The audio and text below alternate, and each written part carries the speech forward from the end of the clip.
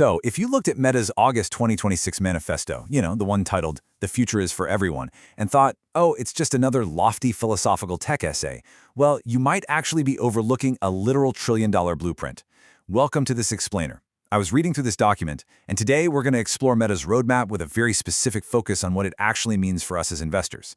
We're going to see if we can figure out exactly how they plan to turn the dawn of superintelligence into tangible market reality, massive total addressable market expansion, and a seriously unassailable competitive moat.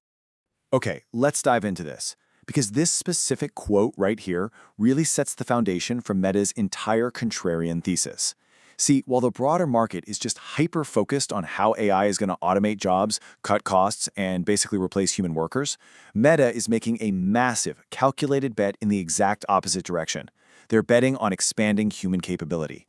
They actively want to give users what they call invention superpowers, empowering everyday individuals to discover new drugs, write new code, and build totally new businesses. And as we're going to see, this isn't just blind optimism. It's a strategic wedge designed to fuel unbelievable mass consumer adoption. Here is how we're breaking it down today. First, we'll cover the macro bet. Second, the product pipeline. Third, the economic engine. Fourth, their competitive moat. And lastly, our key takeaways. All right, starting us off with Section 1, the macro bet, and Meta's contrarian AI thesis. What's really fascinating right now is how aggressively Meta is distancing itself from the doom-filled discourse dominating the other major AI labs.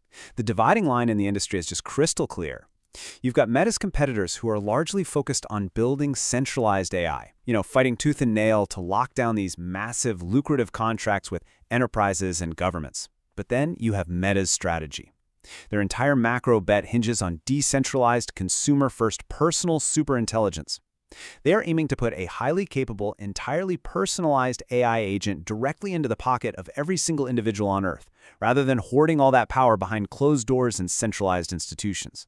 And that brings us to this incredibly pointed statement straight from their manifesto.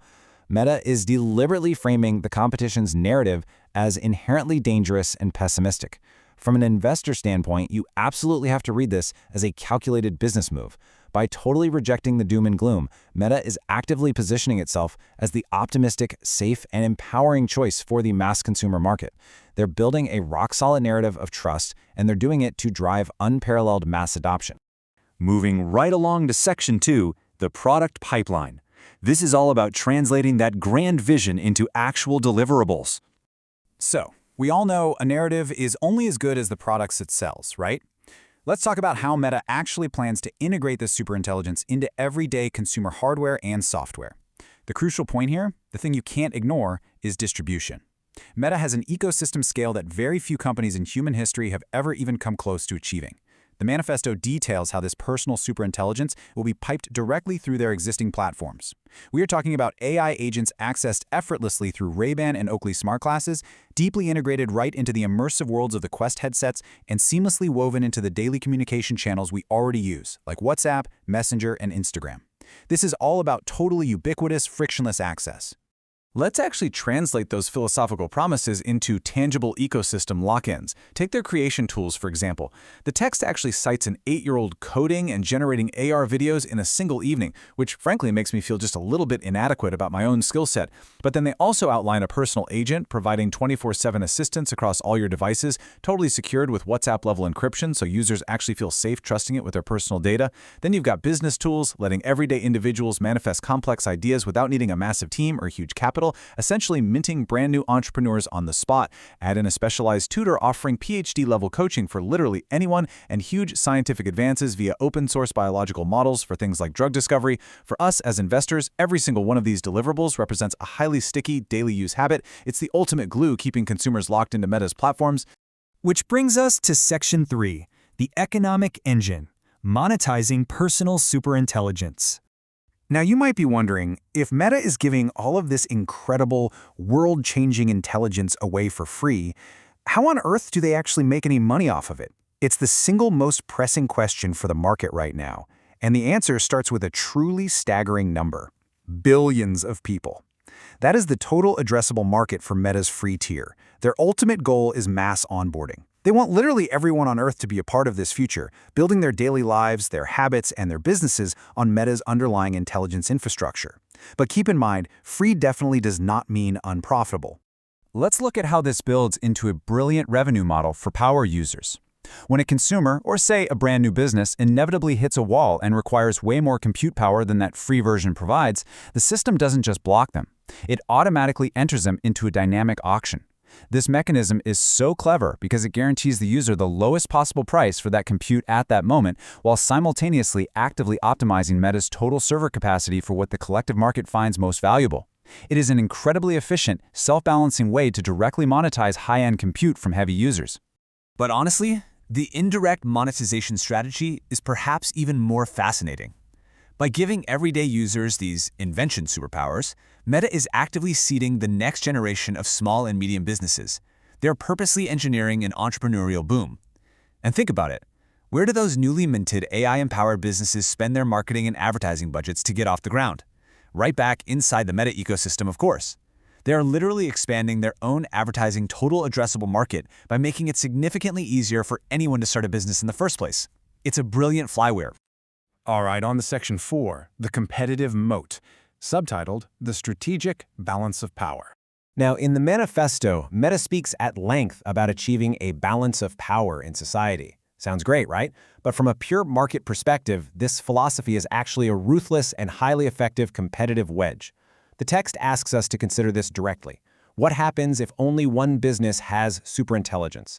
I mean, really imagine the market dynamics if a single closed-system competitor manages to lock down an unassailable monopoly on foundational human-level intelligence.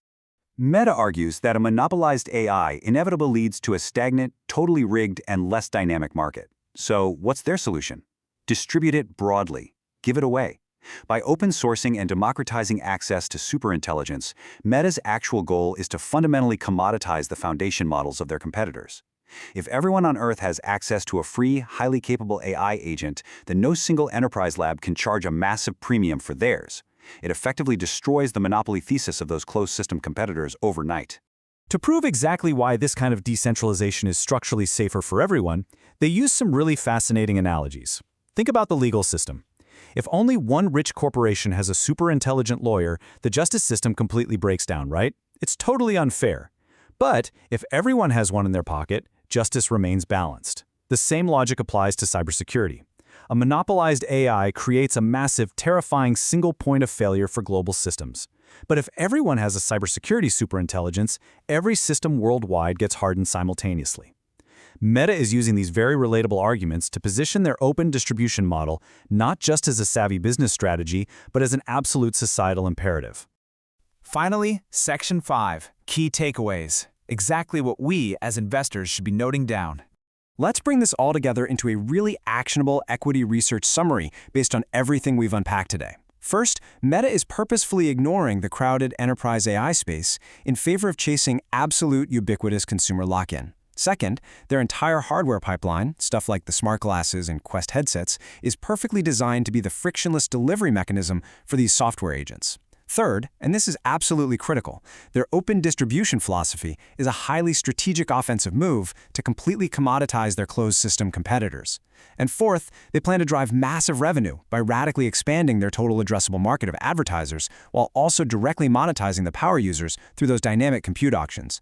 Which leaves us with this final, genuinely provocative thought to consider. If Meta actually pulls this off, if they successfully commoditize the fundamental building blocks of AI by giving away personal superintelligence to billions of people for free, how in the world should the market value the multi-billion-dollar closed-system AI labs of today? It is a huge question and one that could easily redefine the entire tech sector over the next decade. Thank you so much for joining me on this explainer. Keep analyzing those markets, and I'll see you on the next one.